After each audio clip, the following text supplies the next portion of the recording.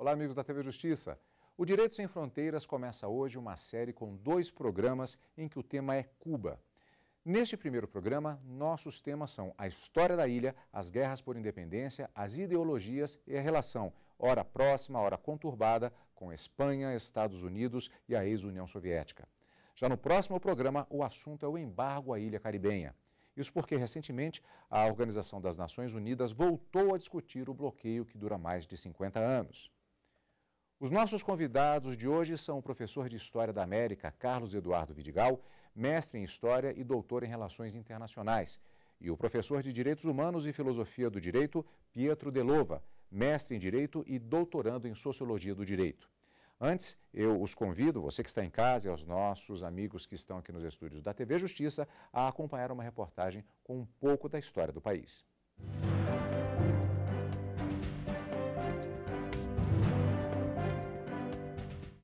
Cuba é a maior das ilhas do Caribe, descoberta pela primeira expedição de Cristóvão Colombo à América em 1492, tornou-se colônia espanhola e 4 séculos depois, com o fim da Guerra Hispano-Americana, acabou sendo tomada pelos Estados Unidos. A independência veio no início do século XX. Mesmo com mais autonomia, o país continuou sob a influência dos Estados Unidos até 1959, ano em que o ditador Fulgêncio Batista foi deposto por revolucionários liderados por Fidel Castro. Era a Revolução Cubana.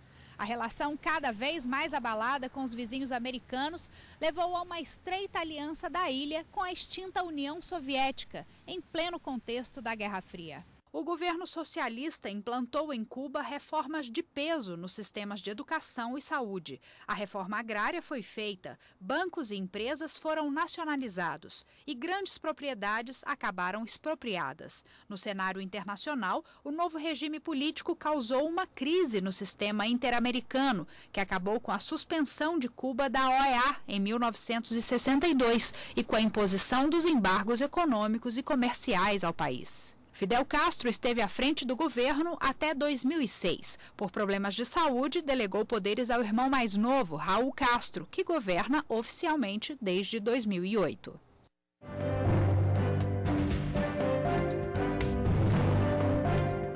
Cuba foi tema justamente de fortes debates durante toda a Guerra Fria e o é ainda hoje. Mas já há um distanciamento histórico suficiente no sentido de que possamos analisar essa história sob uma lupa um pouco menos apaixonada, professor? Desde a década de 1980, tem sido possível, pelo menos na universidade, esse distanciamento em que as versões que aparecem a respeito da Revolução Cubana e da história recente do país procuram mostrar, então, algo mais concreto em relação aos acontecimentos, fugindo um pouco daquele debate entre direita e esquerda e mesmo em torno do mito de um Che Guevara ou de um Fidel Castro. Cuba, inclusive, surge na própria história, já a partir da própria descoberta das Américas. Antes mesmo que se soubesse, que Colombo soubesse que tinha, aliás, ele nem soube, né, na verdade, pelos registros históricos, que tinha não chegado às Índias, mas que tinha descoberto um novo continente, mas desde então ela sempre esteve presente. Vamos situar um pouquinho a posição geográfica da ilha, ela é de extrema importância para se entender o contexto histórico. Tanto na descoberta quanto no desenrolar da própria história.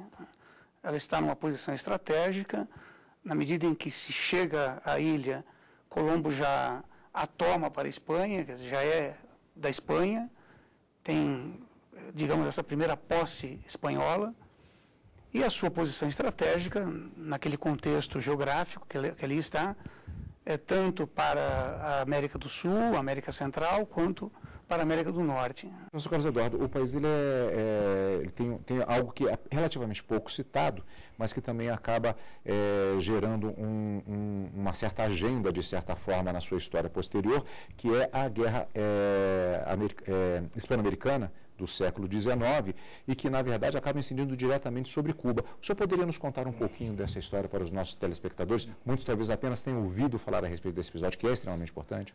Cuba representa um caso atípico no contexto da América Latina, uma vez que só vai se tornar independente no final do século XIX, com a Guerra Hispano-Americana justamente. E essa guerra ela ocorre após algumas décadas de movimentos internos pela independência, em que um dos grandes nomes do país era o do poeta José Martí, o grande símbolo da luta pela independência e, posteriormente, da própria Revolução. Nesse período do final do século XIX, o que ocorre é que os Estados Unidos farão uma intervenção. Houve um episódio do afundamento de um navio norte-americano que estava fundeado no porto de Cuba, de Havana, né? E as investigações não foram conclusivas. Os espanhóis atribuíram o afundamento desse navio americano aos guerrilheiros que lutavam pela independência. Os Estados Unidos atribuíram aos espanhóis, e os cubanos ficaram, então, numa posição simpática aos norte-americanos, uma vez que vislumbraram nesse episódio a possibilidade de romper os laços com a Espanha. A Espanha tentou evitar o conflito, de um ponto de vista diplomático, envidou um esforço até extraordinário para os padrões da época. Mesmo assim, os Estados Unidos foram à guerra, venceram o conflito e, no final, os Estados Unidos recebem direitos no Pacífico, como, por exemplo, a ilha de Guam, a região das Filipinas, e a base, ou a região de Guantánamo, na própria ilha de Cuba. Eu gostaria de salientar esse ponto, porque muitas vezes é comum até que as pessoas às vezes perguntem, mas como assim os Estados Unidos têm Guantánamo, um nome que acho que de certa maneira até se explica por si só, como é que ele tem exatamente aquela possibilidade, uma base americana que se tornou na verdade um presídio com todas as repercussões políticas internacionais que existem em relação a esse tema, dentro do território cubano? A origem, aí está. Nós temos alguns desdobramentos, inclusive os direitos americanos sobre a ilha de Guam, também vêm até os dias de hoje. E isso serve para demonstrar que aquelas pessoas que dizem que o mundo contemporâneo, né, o nosso mundo, nós já superamos temas territoriais, não é verdade. O território importa e importa muito. Vamos para um outro ponto da história da Ilha Caribenha, que é também talvez pouco dito muitas vezes, embora seja bastante documentado. Nós teremos posteriormente, já em 1959, a Revolução Cubana. O termo Revolução e Cubana já é automaticamente associado a uma linha de esquerda e a uma linha de aliança com a União Soviética, marcando todo o período da Guerra Fria e em amplo debate até hoje. Mas, na realidade, o que aconteceu no período era que, resumindo, Fidel Castro ele não é, num primeiro momento, e todo o processo daquela revolução, ele não é uma revolução propriamente comunista, não é uma revolução marxista. A questão da chamada revolução, ou emancipação, ou libertação, às vezes eu prefiro até o nome libertação de Cuba, não começa sequer com Fidel Castro. Começa com esse poeta, José Martí, em relação à Espanha, quer dizer, é um processo emancipatório no qual os Estados Unidos entram, mas entram já no final, quando os grupos já estão praticamente vencendo a Espanha, e desde ali nós temos um processo que é esse processo emancipatório, com as várias ditaduras financiadas pelos Estados Unidos, que culminam em Fulgêncio, e finalmente com o despertamento de Fidel Castro, um jovem advogado, idealista, e que num primeiro momento pretende a emancipação em relação ao ditador. Em 59, no momento em que ele emancipa a ilha junto com os seus grupos, ele consegue debandar o Fulgêncio, e nesse momento os Estados Unidos criam um muro em relação a Cuba e ao novo governo. De 59 até 61, passam então aí 2, 3 anos, e só então é que ele se declara Cuba como uma república ou um governo comunista, um governo socialista. Mas esse período todo é um período de emancipação, não é exatamente uma revolução de esquerda ou comunista. Do grupo que saiu do México para ir até a ilha de Cuba iniciar a guerrilha, dois eram comunistas, né? Apenas o irmão do Fidel Castro, o Raul Castro, e o argentino Ernesto Che Guevara. Então, a maioria realmente lutava contra a ditadura Fulgêncio Batista. Mas, ao longo da guerrilha na Sierra Maestra, durante 3 anos, eles vão se comprometendo a fazer reformas mais profundas, incluindo a reforma agrária. Então, é um processo paulatino, digamos, de esquerdização, mas somente depois, como foi colocado, é que nós teremos realmente o socialismo na ilha. Eu faria até uma comparação aqui com relação a Ho Chi Minh, no Vietnã, que também tem, por oposição justamente a um processo ditatorial, eu pergunto até se é um processo semelhante na verdade, que num primeiro momento também não tinha uma ideologia especificamente, notadamente marxista, comunista de esquerda, mas que também, sendo relegado a uma situação de falta de apoio especificamente dos Estados Unidos, que acabava apoiando o outro lado, acaba indo para o lado, uma característica da Guerra Fria, que lhe ofereceu apoio e vai exatamente para os braços da União Soviética. É um processo semelhante que acontece em Cuba, então, podemos dizer, nesse sentido, e é uma marca registrada dessa época? A mecânica, sim. Em 1959 e no início de 60, Fidel Castro tinha simpatia da maioria dos governantes da América Latina. E tinha uma certa simpatia dos Estados Unidos ou de alguns setores da política de Washington. Após a tentativa de invasão dos cubanos de Miami, em abril de 1961, o episódio conhecido como Baía de Porcos, ali o Fidel Castro percebe que precisava de uma defesa maior do que aquela que eles tinham.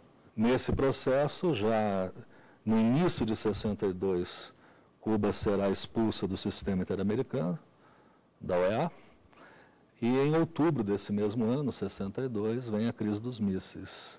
Então essa é a sequência principal desse processo de aproximação com a União Soviética. Um casamento que, na verdade, não é tão perene, tão tranquilo como muita gente pensa. E esse é o tema, um dos temas que nós vamos abordar daqui a pouquinho, depois do intervalo. Voltamos logo mais, não sai daí, para falar sobre as histórias e ideologias e a relação de Cuba com a comunidade internacional. A gente volta já. A capital de Cuba vai receber o 14º Congresso do Comitê Ibero-Latino-Americano da Associação Internacional de Direito dos Seguros, de 8 a 11 de abril de 2015, em Havana. Informações e inscrições no site www.aida-portugal.org.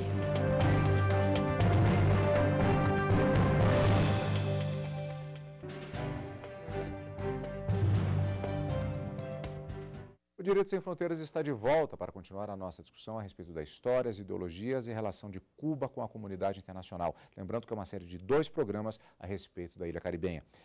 Já no final do bloco anterior, eu tinha feito uma abordagem, encerramos falando a respeito de um tema que eu gostaria de continuar abordando agora, que é com relação à relação de Cuba com a União Soviética a partir do momento que ela se aproxima. No imaginário coletivo, muitas vezes as pessoas pensam que foi uma relação de apoio total, incondicional. Não é bem assim, não é verdade? Cuba tem vida própria e uma vida de décadas, né? Uma história própria, né? A aproximação se dá em 61, em 62, como foi dito pelo professor Vidigal. Cuba precisa desse apoio, não apenas em relação à sua defesa, mas também a questão econômica. Os Estados Unidos interrompem a compra do açúcar, que era a principal mercadoria cubana, e Cuba precisa desse câmbio econômico, dessa relação econômica.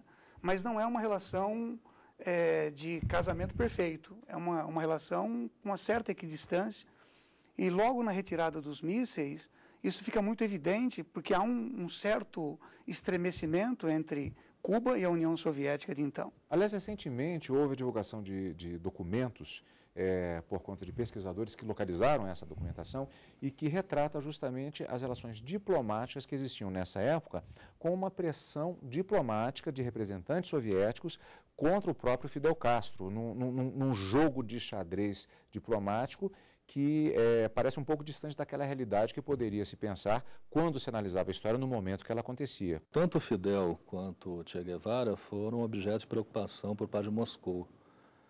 Para o Che Guevara, por exemplo, a União Soviética representava a mesma ameaça que os Estados Unidos. Seria um país tão imperialista quanto os Estados Unidos. E ele foi nomeado ministro da Economia e tinha como um dos objetivos a industrialização do país, o que não aconteceu, né, definitivamente.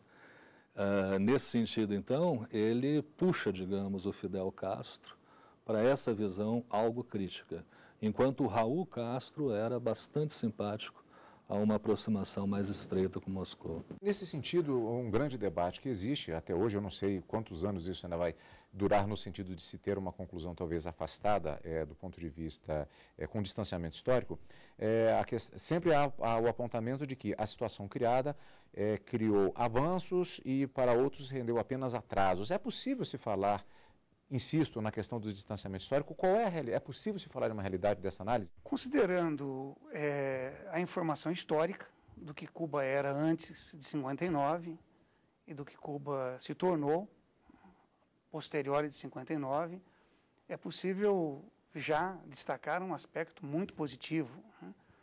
Cuba tem índices de alfabetização grandiosos, né?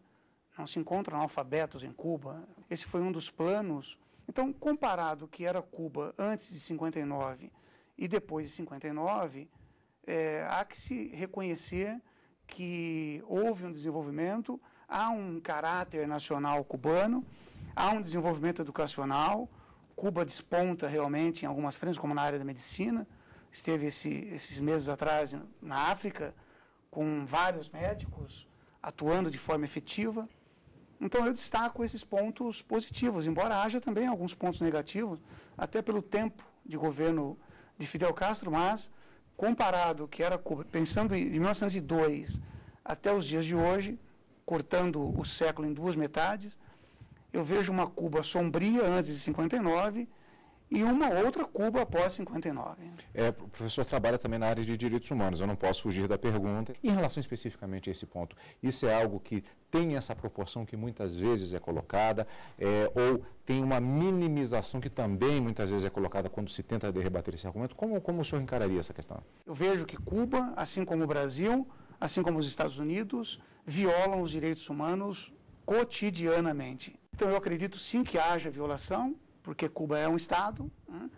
E o Estado normalmente viola os direitos humanos, mas não acredito que apenas Cuba faça isso. Lógico que isso não é uma justificativa.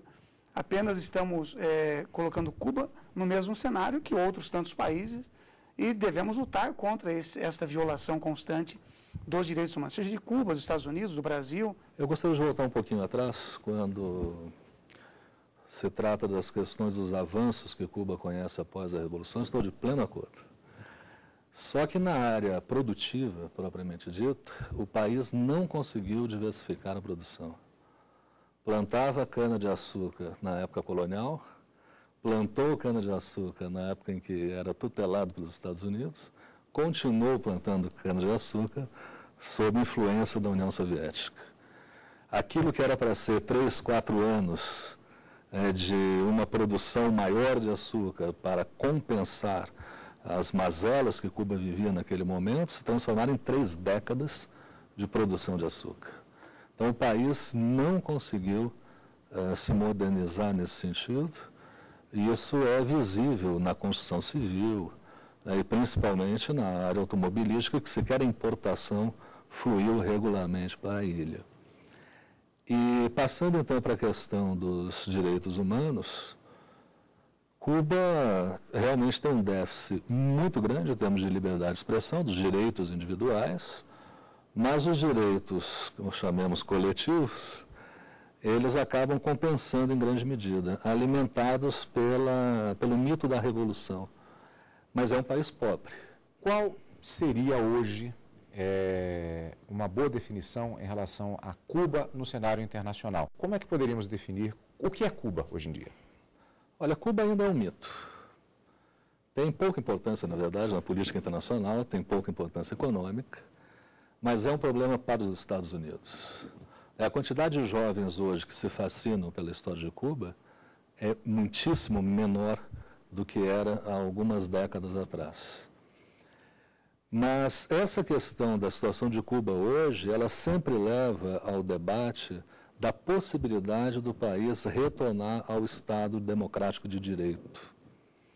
E pelo que eu tenho visto, pelo que eu tenho lido, a melhor explicação que eu encontrei é a seguinte, que o governo de Cuba ainda conta com respaldo popular, primeiro por causa da narrativa da Revolução. A memória do período anterior à Revolução tem um peso muito grande. E essas pessoas são orientadas hoje a pensar da seguinte maneira, que se Cuba volta a um Estado de direito, os cubanos de Miami vão querer reaver as suas antigas propriedades. E essas pessoas hoje têm moradia, saúde, educação e trabalho. Desde 92, a comunidade internacional começou um papel de inversão. Se Cuba era isolada, hoje já não é mais Cuba. Por exemplo, todos os estados americanos trouxeram Cuba de volta para o cenário da Organização dos Estados Americanos. E, igualmente, a ONU, 23 votações, resoluções, pedindo, determinando o fim do embargo econômico. E a própria União Europeia retoma também esse diálogo hoje com Cuba, quer dizer, estabelecendo caminhos. Então, Cuba começa como um Estado, como qualquer outro Estado, talvez sem aquela coisa mítica da Revolução, mas como um Estado que deva ser respeitado no cenário internacional, ele vai sendo trazido, e eu acredito que esse desenvolvimento que acabou ficando obstaculizado, ele possa ser retomado agora, digamos, com a inserção de Cuba neste cenário americano, latino-americano, europeu e assim por diante. Quando nós pensamos na Cuba mítica, eu acho que um pouco desse mítico, da Revolução Mítica, vai ficando para trás, não só porque Cuba não deu certo em alguns pontos, como econômico, porque o mundo também está um pouco desencantado, não estamos mais num mundo de encantamento. Então nós perdemos um pouco o encanto, vivemos um drama mundial, que é o drama financeiro, quer dizer, o colapso financeiro, em que todos os países são centrifugados para esse colapso financeiro. Eu acho que hoje estamos vivendo o tempo assim eu comentava com o professor Vidigal, de uma tentativa de retomar o diálogo a partir do ponto zero. E Cuba faz parte, digamos, desta mesa posta, tem uma cadeira para Cuba, e nesse cenário de caráter internacional. Professores, gostariam de fazer alguma observação já em relação ao tema de hoje? Cuba tem olhado para o exemplo chinês de uma forma bastante intensa, mas eles se preocupam muito com aquela alternativa. Porque uma das obsessões da Revolução, que era na verdade do próprio Fidel, era impedir qualquer atividade privada na ilha. E hoje eles têm esse desafio de encontrar um meio termo entre o controle do Estado e alguma atividade em liberdade. Que foi um desafio chinês também, de certa forma, está sendo, como temos acompanhado também agora, inclusive, em relação a Hong Kong também, de certa forma. Eu concluiria dizendo que Cuba tem um papel que é diferente da China, né? Eu acho que Cuba ainda mantém viva esse ar emancipatório do seu próprio povo, existe uma preocupação interna, o carinho que o povo cubano tem por Fidel Castro se deve em função dessa revolução, do que aconteceu antes da revolução. Eu acredito que, junto com, eu cito aqui Noam Chomsky, a crítica que ele faz aos Estados Unidos em relação a esta política mais opressiva, faço a mesma crítica. Eu acho que hoje é o tempo de abrirmos caminho para o diálogo e estabelecermos a solidariedade entre os povos, os grupos, num processo de ajuda, de cooperativismo, com respeito às organizações internas. Eu acredito que quanto mais diálogo tivermos e mais solidariedade entre os povos, mais teremos ao nosso alcance a manutenção dos direitos humanos, por exemplo. Queria agradecer muito a participação de ambos. Eu conversei hoje com o professor de História da América, Carlos Eduardo Vidigal, mestre em História e doutor em Relações Internacionais, e também com o professor de Direitos Humanos e Filosofia do Direito, Pietro de Lova, mestre em Direito e doutorando em Sociologia do Direito. O tema, especificamente com relação a Cuba, ele não acaba aqui pelo menos no que se refere aqui ao nosso programa Direitos Sem Fronteiras. Na semana que vem, a discussão é sobre o embargo à ilha. Para participar, envie a sua sugestão para direitosemfronteiras@stf.jus.br. E para rever esta e outras entrevistas, basta acessar www.tvjustiça.jus.br. Até a semana que vem. Tchau!